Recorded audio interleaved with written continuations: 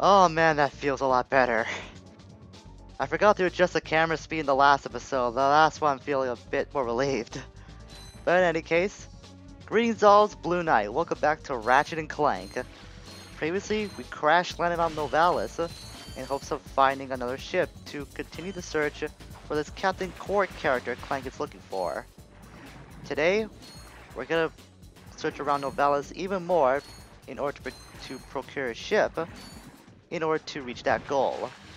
First things first, I want to dive in this little pond so I can get more bolts. To swim, hold down square to descend and hold down X to ascend. Depending on how long you hold down the button will determine the swim speed for Ratchet's action at that time. Jump out here. Another bomb glove ammo, I need that right now. So here's a bolt crank. It's pretty much a staple in the Ratchet and Clank franchise. Just press square and rotate the control stick to unlock the door nearby. Although in later games you only have to tilt the control stick in any direction and Ratchet will rotate automatically. I guess they found out it's a bit more handy to do that in later games. But then again, this is the first game of a franchise, so there was a lot of fine-tuning that happened before the sequel was released. Get all these, I can smash these mushrooms up too to get more bolts. I'm actually pretty close to the amount I need to get that other weapon for the vendor. Okay, so let's head over here. Let's do a bit more swimming. Of course, you don't want to swim for too long, otherwise Ratchet will drown. Swim back up to resurface to get some more oxygen before we head back down. Dive, dive, dive, Ratchet. Your life depends on it. Or something like that. Anyway, stupid jokes aside, here's some more bolts we can get. Go around this rim. Get more bolts. Whoa, whoa, hang on, Ratchet. Don't go down yet. We actually do have enough to get that weapon I want now, but I like to get even more because every little bit helps. Take out this Peck bot. And his buddy over there. But before we use that bolt crank, blow up this wall with the bomb glove. Because it has a gold bolt on the other side, along with a lot of other crates we can use. Fantastic. 2 down, 38 more to go. It's been quite a while before we get all those bolts, obviously. But like I said last time, it'll be worth it in the end. So now we can use that bolt crank to exit this area and head back to the landing pad of that Gadgetron vendor. Let's head through here. Smash this up to get some more bolts out of the deal. I actually want to get that other mushroom too. Oh, I can't. Look at the green ones I can smash up. That's kind of racist, I guess. If mushrooms could feel, they would feel offended. Hopefully that won't be the case anytime soon. So we can go through here, and now we're back at the beginning. And we have more than enough to get that second weapon.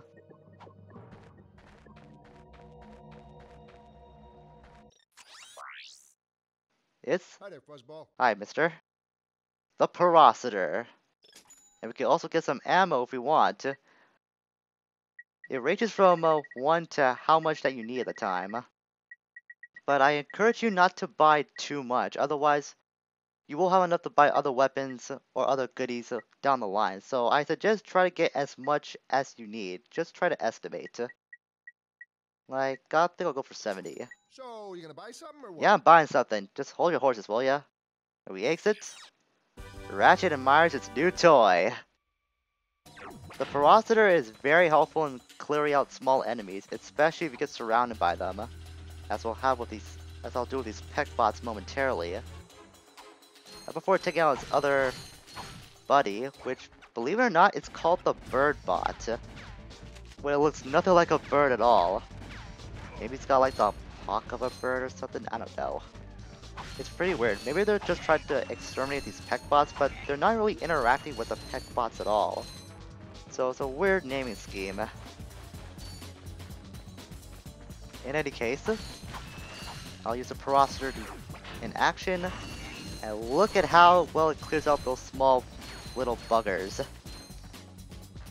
Like I said, it's very useful for clear up swarms of enemies, so it's a very reliable weapon if you need to do some crowd control. And that's not gonna work against these bird bots. Different enemies will react to different weapons, so it's best to test out which weapons work on which enemies, and that way you'll adapt to the situation a lot better. Because large enemies like these won't really be affected by the Parastor that much. And as a result, you'll be using a lot more ammo, and which you'll have to find more either in the Gattatron crates or spend more at the vendor later on. Like I said, you want to try and preserve as many bullets as possible, because grinding for bullets isn't really a reliable method in this game, believe it or not. It's unfortunate, but it does get tweaked a bit later on in other games. But for now, try to be as conservative as possible. Come on, tongue. Work with me, please. And by extension, mouth, too. Let's get all these bolts. And smash this down. I don't think I show off the Hyper Strike yet. It's pretty much a mid-air attack. That's what this is. It's actually pretty useful against some enemies. Like against this bird bot. So if you need to preserve any ammo, that's another reliable method you can use to take out some more challenging foes. More bolts here. Now something I want to mention about that Gattatron host that we saw. His name is actually Moby. Well, at least according to demo versions of this game. Some audio files of his lines have his name listed as, well, Moby, like I said before. But it's not really confirmed as canon if that's his real name. It's just known as a Gattatron tradesman or something like that. Then again, there was a design for him to come back in the remake, but he was ultimately cut. You can find the design online to see what he looks like. I guess he just wasn't a memorable character enough for the developers to bring back for the remake that happened last year. Then again, he does have a few funny lines, but he does tend to repeat them after a bit, so I guess I can see why he wasn't brought back for the remake. Now let's see if we can go over here. Is there any bolts I can get? No. Let's proceed even further then, because we're actually close to our objective. Take out these bird bots. Now one thing the game won't tell you is that if you hit triangle quickly, you can switch between various weapons. I think it's between the last two weapons that you cycle through that the game will alternate between. So it's best to keep that in mind. Take all those peck bots, or rather roast them. They won't be useful for any Thanksgiving dinners anytime soon though, as they are, well, metal. And that is where our objective is.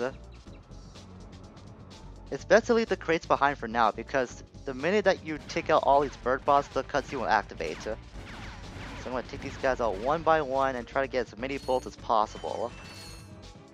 It takes a while for bolts to despawn this game, but I don't want to take the chance. Take you out. Let's run around you, mister. Yeah, you just keep firing willy-nilly. That's gonna help you, alright. And you're finished. Don't hurt me. Don't hurt me. Oh, what are you? Mercenaries? Torturers? Assassins? I'll tell you anything. Here, take my infobot. It's all I've got left. Sir, we're not assassins. Hold on. Let's see what he's got.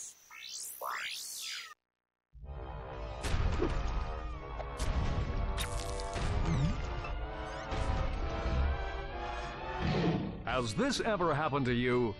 Hi, I'm Captain Qwark, and believe me, there's nothing worse than staring down a Blargian snagglebeast from the inside and knowing your equipment isn't functioning properly. That's why I come to Al's Robo Shack for all my electronic needs. Al has been the exclusive repair shop for my super electro gadgets since I was knee-high to a sand mouse. If Al can't fix it, it's not broke. Right, Al? You said it, pal. So if you're fighting crime, or just fighting grime, come to Al's Robo Shack in Metropolis for all your robotic repairs. Al's RoboShack. It's Qwark-tastic. Do you know what this means? Yeah, Captain Qwark is really sold out. No, it means Captain Qwark is on Metropolis. We could tell him about this invasion. If we had a ship. What? A ship? What? You're not going to torture me? Well, as planetary chairman, I could arrange for you to borrow our courier ship. Cool. You can count on us, sir. Right. Thank you, your chairman shipliness. Now that we have coordinates to 2 new planets, we can use the ship. Press select at any time to bring up the map, and our ship will be marked with a star. Something I didn't cover yet. So thank you, game. So, like the game said, hit select and you'll see the map. Can zoom in and out with the analog sticks somehow. Ah, there we go. Just use the right stick to go up and down to zoom in. You can also hit X to display any missions that we have, which they will have descriptions when we mark as completed once you're well done with the mission. And you can play the info bot on the planet you're on at any time that you need a reminder, or you just want to be entertained, whichever comes first. So the planet I want to go to first is gonna be Qwark, the info bot that we just collected. Because I want to get some stuff over there before we head to Iridia. Usually I go to Iridia on a regular playthrough, but for the sake of this LP, I decided I want to go to the latter first. It's got some more valuable stuff that I want to get first, like I said before. So we head up here, and we can enter the courier ship. You can skip this animation if you want at any time. I think by hitting start, but I'll just show it off once just for the heck of it. So we can head to Iridia or Qwark, or you can go back to Novalis at any time your heart desires. But we can't go back to Veldin, the level that we started the game in. That's kind of tradition in Ratchet and Clank for the developers to place you on a level that you can't go back to. It's pretty much just tutorials, so I can see why that they don't do that in their games. At least in this series. Like I said, we'll head to Qwark to visit Al's RoboShack. See where Captain Qwark is gone.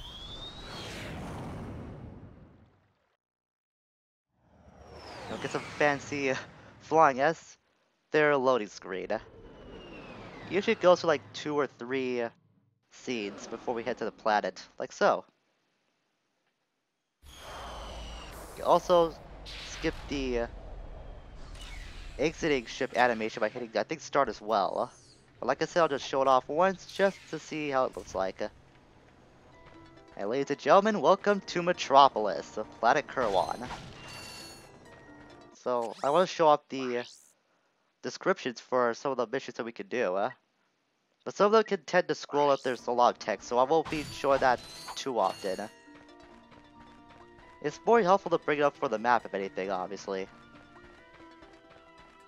So, follow the trail of bolts. Following the trail of bolts in wherever you are in Ratchet and Clank is very helpful because it can usually lead you to some very helpful destinations. But I think, yeah, we have enough to buy another weapon. The Ion Blaster. One more weapon for us. Now the cool thing is that when you go to the weapons menu in the... oh no, Ratchet, no! I did not mean to do that.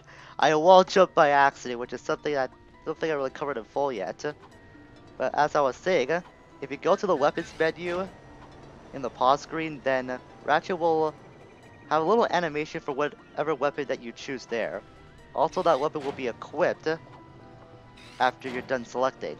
So I'll be sure to show all those animations in the end slate from now on. And I guess on the case of wall jumping, well, before I do that, another gold bulb. That's why I want to come down here. This is one of the gold bulbs that on a regular playthrough I usually forget. So it's very fortunate I was able to remember it this time around. But I guess we got introduced to a new mechanic of sorts. This is the explosive crate. If you touch it, then it will blow up after a few seconds. But like I just did, you can blow it up with any weapon you want. I prefer using the Omni Wrench because of course you save ammo. So, best way to do that.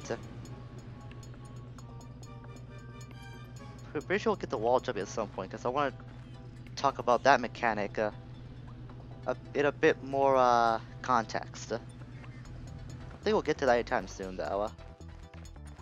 Kind of strange though that my first death was attributed to me doing a misplaced wall jump of all things. But we'll try to brush off that blunder. To quickly center the camera, just tap L1. So like so, you can do that. Tap L1 and it'll be centered, like the game said.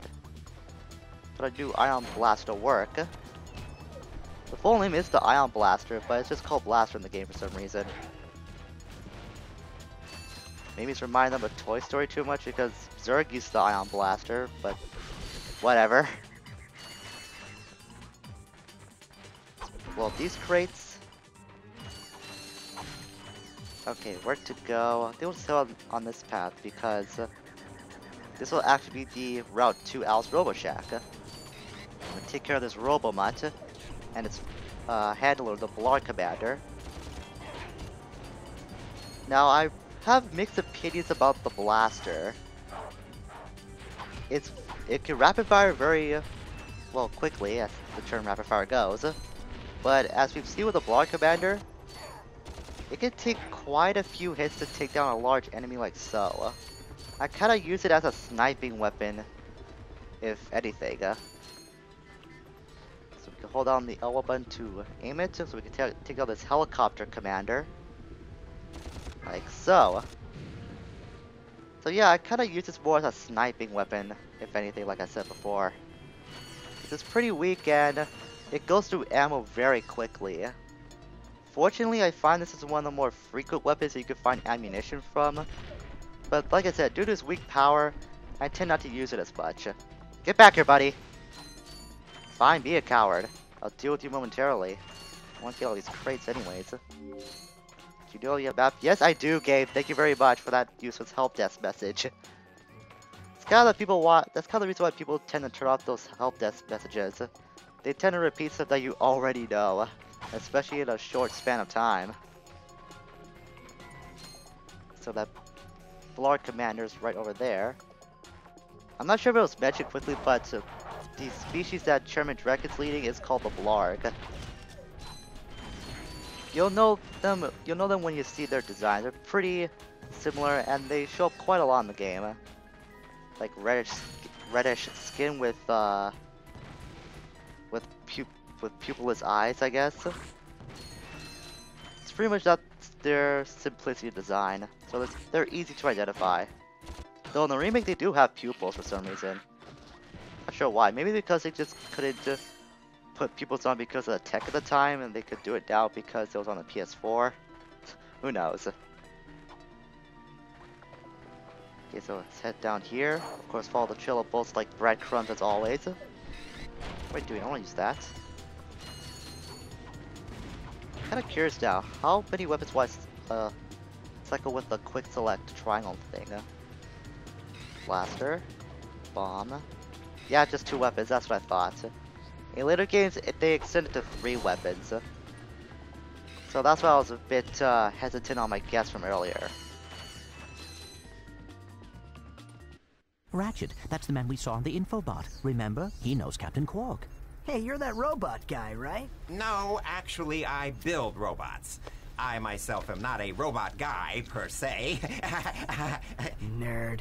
I like him. So, now that we've cleared that up, what can I do for you? Well, we saw your infobot announcement. You were with Captain Qwark. We're trying to find Captain Qwark. We thought you could help us. Your logic is commendable. However, I haven't seen Captain Qwark since we shot that commercial. Say, do you run on standard XP18 sister boards? Version 7.66. Back at ya. I may be able to help you out after all. How does a Heli-Pack upgrade sound? Upgrade? Natch. Since he's a 766, I could have the little guy up and flying in no time. Of course, I'll just need my fee for service. Okay, this won't hurt a bit. Hey, wait! Ratchet, am I cool now? Yeah, you the man, Clank. You're welcome. Finally got the Heli-Pack upgrade. We couldn't find Captain Qwark, but that's a nice consolation. Also, Al looks kinda sinister with his animation. I don't know why. When he does that, I get like an evil scientist vibe from him. So now look at the Heli-Pack upgrade, we can actually move even faster than before, but I'm actually gonna save that for next time on Ratchet and Clank. It didn't seem like we didn't get a lot done, but we're actually moving along pretty quickly and pretty efficiently in this game as well. So with that being said, next time we'll continue progressing through Metropolis to see what else we can find. Maybe Captain Qwark, maybe some more things we can use to our advantage. Who knows? Until we meet again, everyone, farewell for now.